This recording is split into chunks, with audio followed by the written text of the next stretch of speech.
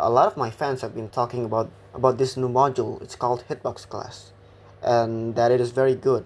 So I decided to check it out, and yeah, it is really good module, and I advise you to use it if you want a really good module for hitboxes and you don't like my hitbox module. You can use that. And props to Vulkan API for making such a good module. And I've been looking at the dev forum and looking at the comments and whatnot, and it turns out that the Vulkan API, the one who made the module, said a few things about my hitbox module. So I was very surprised because I didn't know that my hitbox module reached that far. And what he said is that the flaw of my hitbox is that it isn't type checked and that it doesn't have a way of making client-sided hitboxes. I disagree with the second part. I've been thinking how client-sided hitboxes is redundant because it doubles the latency, because you have to create the hitbox on the client, check the hitbox on the server, and then send back to the client. Because the purpose of client-sided hitbox is for it to be fast and smooth, so I of course decided that I thought that it is redundant.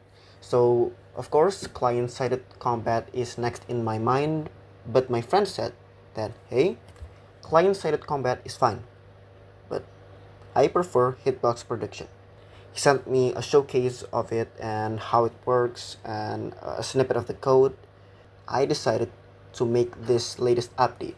It is inspired by hitbox class and my friend Hoss. So this latest hitbox is hitbox prediction so that it can compensate for latency and type checking, basically rehauling the code. So here I'll show you how to use the module if you don't know already, so you don't have to go to my old video. So of course you need to add the module to server storage, and you make a script. So here first you need to require my module, go to game, server storage, and my module. Of course you create the hitbox, you set the size to vector3.new, and then you set the CFrame. You set the CFrame to any CFrame you want, and you can also, and then you add an event called .touched. So whenever the hitbox touches something, it returns two parameters, hit and humanoid, the part that it hits and the humanoid, and you can make the humanoid take damage. So here I'll set take damage 10, and to start the hitbox you need to do hitbox.start. Hitbox:start. So let's run Roblox Studio. Here we go. You can see the red part, and if I move this rig around, it took damage. Okay, now here's another thing you can do. There's another event which is actually not in the first release. It's an update that I've made called touch ended. So whenever a touch has ended, it fires this event with the parameter hit. So I'll print the hit. And also another thing you can do is set the CFrame to an instance. So here I added a part and set the CFrame to this part, and as you can see, it automatically follows this part. So you can set the CFrame to a CFrame or to an instance, which is very cool, I'd say. And then you can also set the detection mode. Because I've used TypeScript thanks to Vulkan API's suggestion, you can actually see all the detection modes. Unlike the previous versions of my module, you can see constant detection, default, hit once, hit parts. It's really cool. And then I set it to constant detection. So if it's constant detection, then it constantly detects the rig. And then you can add in your own debounce if you want to. Then you can also add in other detection modes like hit once. It only hits once. If you hit it target and it just stops. There's also hit parts. It also detects, it doesn't detect only humanoids but parts as well. So okay, that's pretty cool. So how do you make a combat out of this? Let's make a basic combat. Let's add a tool in the starter pack, disable the require handle. Let's paste the previous script. So here I'll remove the detection mode so it's default. Okay, let's just add a tool. So this is pretty much what I've did in my first video about this module. So yeah, do the activated event. Let's put in the hitbox here. So whenever the tool is activated, we create this hitbox. Add in the events, hitbox start. Pretty simple, pretty simple. Set the hitbox CFrame to the character's root part.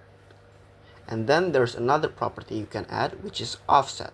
So the CFrame is offsetted to the offset property, which is pretty cool, I'd say.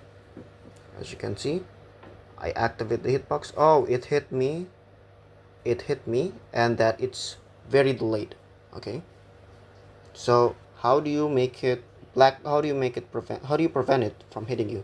So you can make overlap params, which is essentially the same as raycast params, but for overlap for special query. So you set the filter type to exclude. Back then it was blacklist, now it's exclude. And then there's filter descendant instances, which is the instances, the mod, so which means it ignores anything inside of that table. And then you set the hitbox overlap params to overlap params. And then here's the new update, velocity prediction.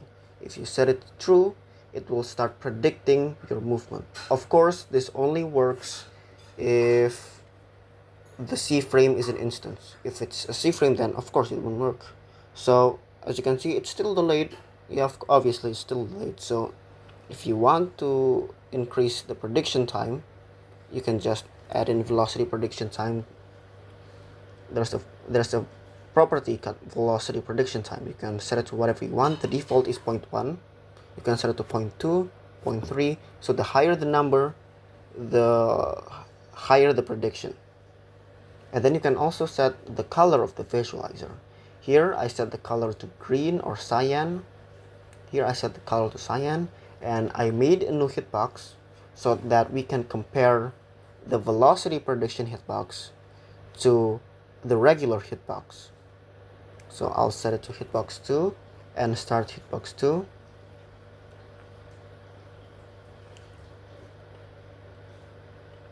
As you can see, the velocity prediction hitbox moves further than the normal hitbox. But of course, it's not perfect. If you want perfect hitboxes that perfectly follow your movement, I advise you to make client-sided combat so that you create the hitbox on the client, and then when it touches something, you fire a remote event, check on the server to see if that. So this is my new module. It's very simple. I've added TypeScript. As you can see, I added types. So you can easily read that.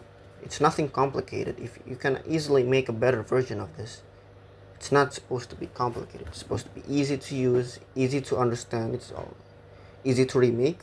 Okay, so now let's compare my module to the previous version of my module. So let's go to the script. Let's require old muchacho, and let's make a hitbox, and let's see if we can get the detection mode. Okay, dot detection mode right here. As you can see, it's just string. So how are you supposed to understand what all the detection modes are? Thanks Vulkan API for the TypeScript suggestion. And I think that's all for this update video. Thank you so much for watching.